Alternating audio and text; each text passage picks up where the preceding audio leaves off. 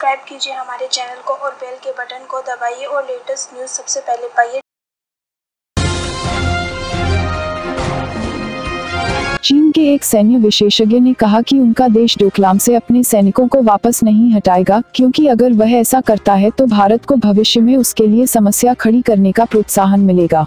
National Defence University of the People's Liberation Army के International College of Defence में सहायक प्राध्यापक यू दोंगशियोंग ने कहा कि अगर भारतीय रणनीतिकार और नीति निर्माता यह सोचते हैं कि चीन वापस लौट जाएगा तो वह गलती कर रहे हैं।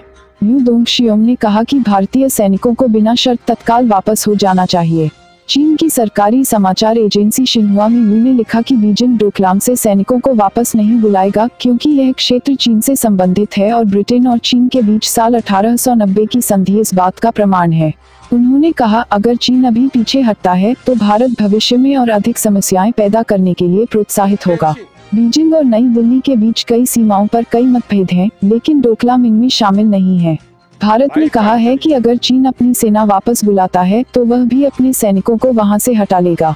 चीनी विशेषज्ञ ने कहा, कुछ भारतीय रणनीतिकार और नीतिकार इस गलतफहमी में हैं कि चीन निहित स्वार्थों, पीपुल्स लिबरेशन आर्मी में अधूरे सुधारों और चीन अमेरिका रणनीति में भारत एक महत्वपूर्ण भूमिका निभा सकता है, यह सोचकर वापस लौट जाएगा।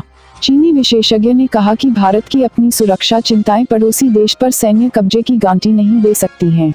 अगर उन्होंने ऐसा किया तो कोई भी देश अपनी आंतरिक सुरक्षा चिंताओं के तहत किसी भी पड़ोसी देश में अपने सैन्य बलों को भेज सकता है। उन्होंने कहा, चीन विदेशी सैन्य दबाव के समक्ष भी कभी नहीं झुकेगा और हर कीमत पर अपनी मिट्टी की रक्षा करेगा। डेली ट्रेंडिंग न्यूज़ की रिपोर्ट। सब्सक्राइब करें हमारा चैनल ऐसे ही लेटेस्ट और इंटरेस्टिंग न्यूज़ के लिए।